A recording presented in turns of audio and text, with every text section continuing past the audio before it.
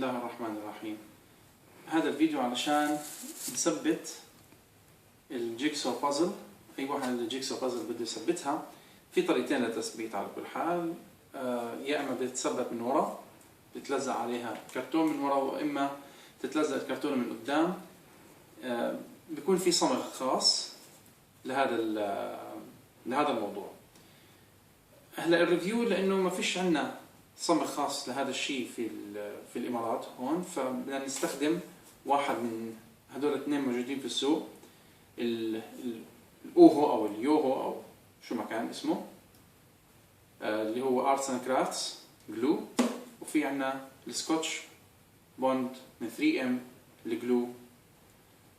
بدنا نعمل نص البازل بواحد منهم والنص الثاني بالنوع الثاني. هلا هذا بيقولوا انه بيبدأ لونه ابيض بعدين بصير شوي شفاف. بدنا نلزق فيه البازل، وهذا من اول برضه بيحكي كمان انه هو شوي لون على صفار بس بصير شفاف. هلا احنا نبدأ بهي الطريقة. بننزل كوت مثل هيك،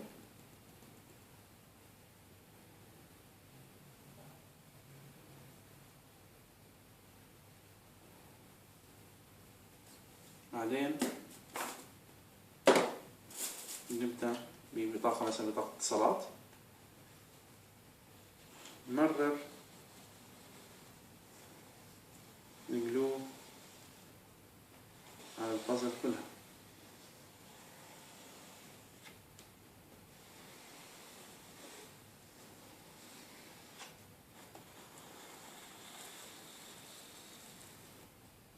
نتأكد انه عاملين كل الزوايا.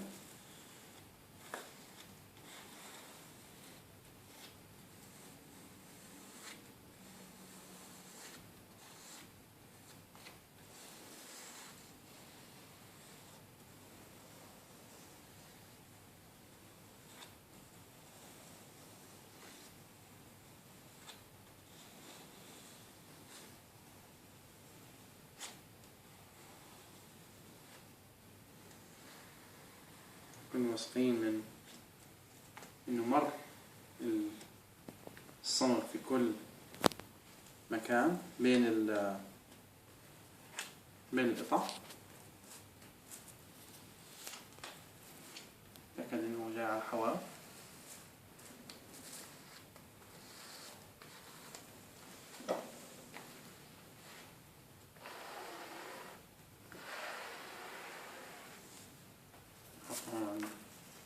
الحواف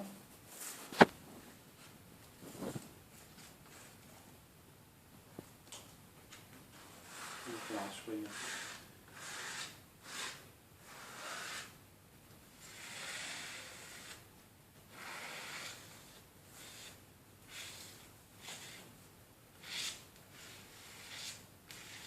يكون عبارة عن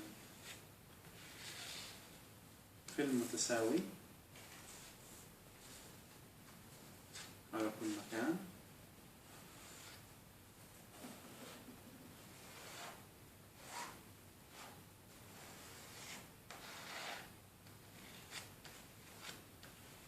هو بيقولوا خلال تقريبا 5 دقائق بده ينشف، بس يمكن نخليها تقريبا طول الليل. يمكن نضطر نحط كمان طبق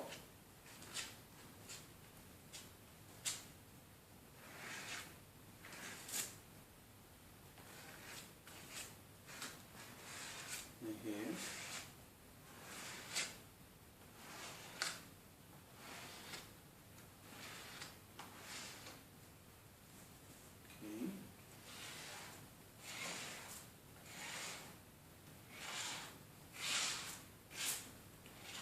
طبعا حاططها على نايلون. هذا النايلون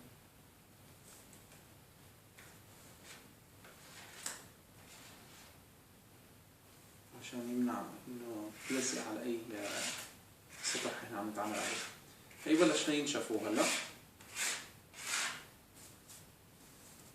هو يعني اوكي ممكن يدبق شوي على الايدين، بس ممكن بالغسيل الواحد يغسل ايديه تصير الامور تمام. اوكي هلا هذا بالنسبه اليوهو او الاوهو. هلا بالنسبه للجهه الثانيه في عندنا 3M. أنا من مشجعي ومحبي 3M. هلا هم عاملين له تيب مع اسفنجة خاصة، ممكن نستخدم هاي الاسفنجة نعمل دوائر، بس شوية يمكن تاخذ وقت. هاي الاسفنجة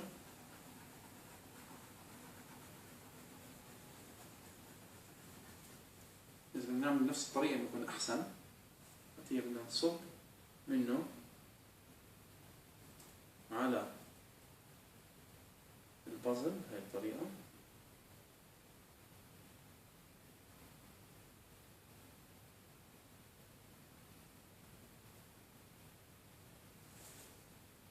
هلا بنبدأ مثلا بطاقة البنك.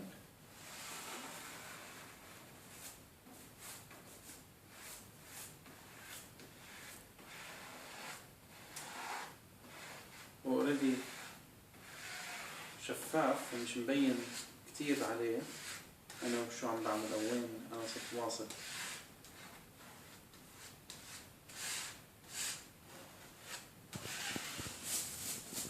في شي تحت هون بشيله.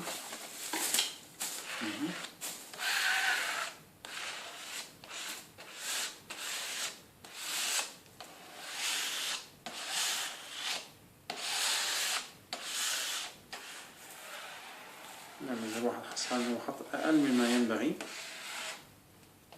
إن كان يرجع يضيف.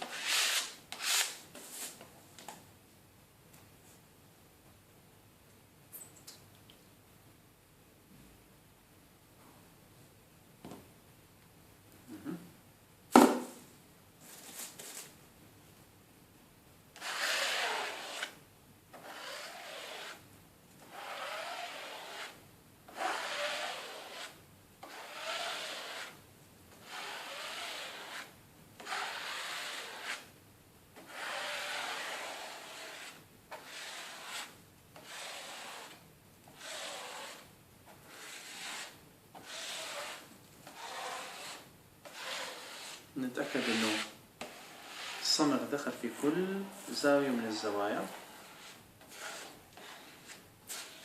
بين القطع تبعون الجيكسو بازل نفسها.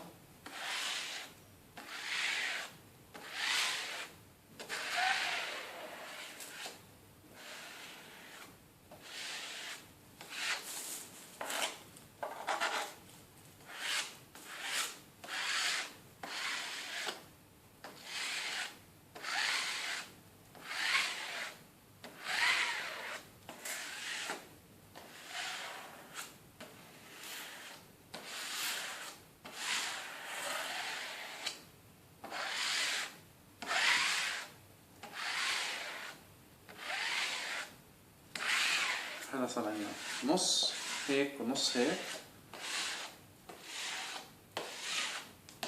بدنا نستنى عليها تقريبا فترة 5 دقائق لتنشف، بعدين بنشوف نقارن بين التنتين من هون لبكرة. فإن شاء الله بنقارن بيناتهم وبنعرف مين الأحسن.